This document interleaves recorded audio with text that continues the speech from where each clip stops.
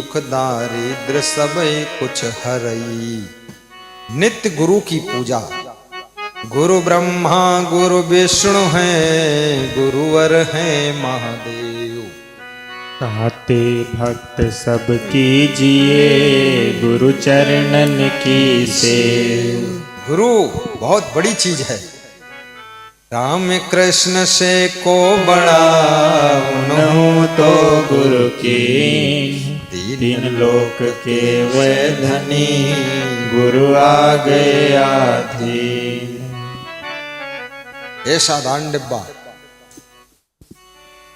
इधर व्यास गादी से साइड से मिलेगा आपको। सत्संग के बाद सबके घर में जीरा का डिब्बा है, नमक का डिब्बा है, मिर्चा का डिब्बा है, धनिया का डिब्बा है, दाल का डिब्बा है।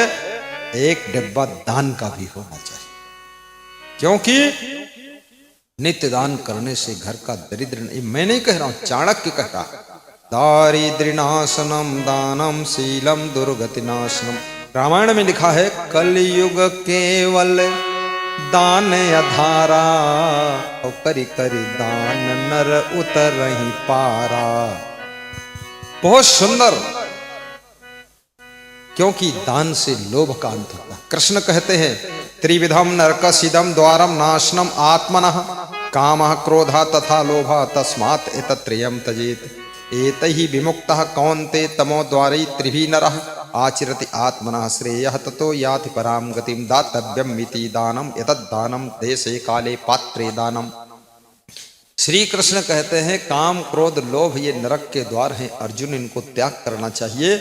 तो अर्जुन ने पूछा प्रभु कैसे त्याग करें? बोले काम त्याग राम से होई, लोभ त्याग दान से होई, क्रोध त्याग करुणा से होई, ताकर भक्त सफल होई जाई। ऐसे करो तब जीव सदगति को प्राप्त होता है। इसीलिए मरने के बाद बछिया दान की जाती है। बछिया लोग दान करते हैं माता पिता के नाम से मरने के बाद। तो बछिया भी 250 की बछिया, कमजोर बछिया देते हैं। वो बछिया के यहाँ कुछ दिखाता न है, चश्मा लगाओ तो न दिखाई, और गर्दन डुगडुग डुगडुग हालत, पूंछ के बाहर सब झड़ गए। ऐसे मरुली बछिया पंडित जी को दे दे। पंडित भी सोचते हैं भागे भूत एक लंगोटी भली यह मिले वाली नहीं, तो ले लेते। और बछिया पकड़ के तुम्हार बाप अगर बैतरणी नदी पार हो लगी तो पूंछ उखड़ के तुम्हारे बाप के हाथ में जी, बाप बूढ़ी जी, बछिया बिना पूंछ के निकल जी। शुद्ध साय गाय बछिया दान करे चाहिए। और अपने बच्चों के ऊपर मत रखिए दान करने को, जिंदगी में ही सब कर लो जो करना। ये 10वां तेरे ही 10वां अंश दान जो करई, 10वां तेरे ही कबहु न करई। उसका जरूरत ही नहीं है।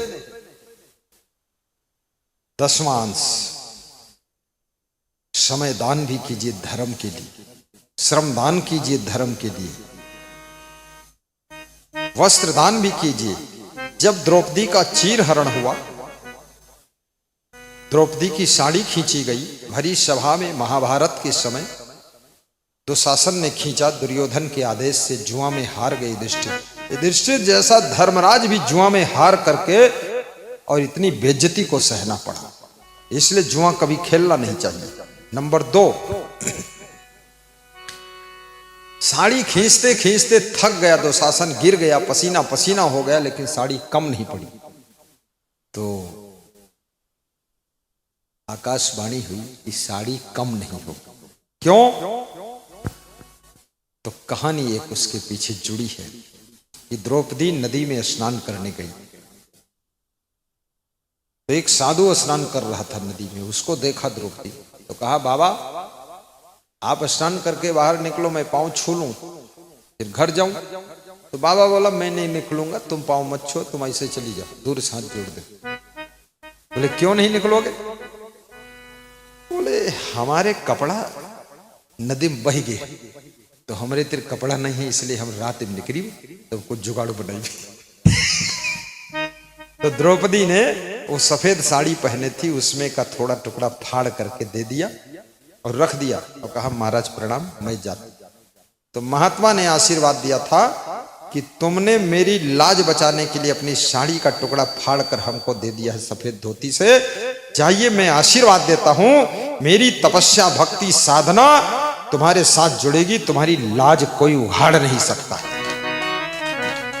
वो थोड़े से टुकड़े वस्त्र का दान जो द्रौपदी ने किया था, उसके पुण्य से, उस संत के आशीर्वाद से द्रौपदी को दुशासन नंगा ही नहीं कर पाया था। संत ने ध्यान लगा दिया। जब द्रौपदी का चीर खींचा गया, हे भगवान कृष्ण, अब तुम वस्त्र बन करके इसकी रक्षा करो, क्योंकि मेरा प्रण है, इसकी लाज बचनी चाहिए। कृष्ण देर मत करो, कपड़ा बन जाओ तुम फट से। तब द्रौपदी के लाज की रक्षा हुई थी। याद रखना, ये वस्त्र दान भी कोई छोटी मोटी चीज नहीं है, बहुत बड़ी चीज है। कभी हो सके तो वस्त्र दान भी कर। ठंडी का महीना आ रहा, कुछ गरीब लोग ठिठुरते रहते हैं, पुराने गर्म कपड़े ही दान कर देना, तुम नए खरीद। मेरे पास एक डॉक्टर आए, बोले कुंभ मेला में गुरुदेव आप जा रहे हैं, हजारों भक्त आएंगे, तो उनके लिए हम कम से कम 500 कंबल दान देंगे ताकि वहां ओढ़ेंगे। हमने कहा तुम डॉक्टर आओगे कि नहीं? बोले हम डॉक्टर हैं, आ भी सकते नहीं भी आ सकते, लेकिन कंबल पहुंच जाए सब ओढ़ें। तो हमने कहा डॉक्टर क्यों दान कर रहे हो इतना?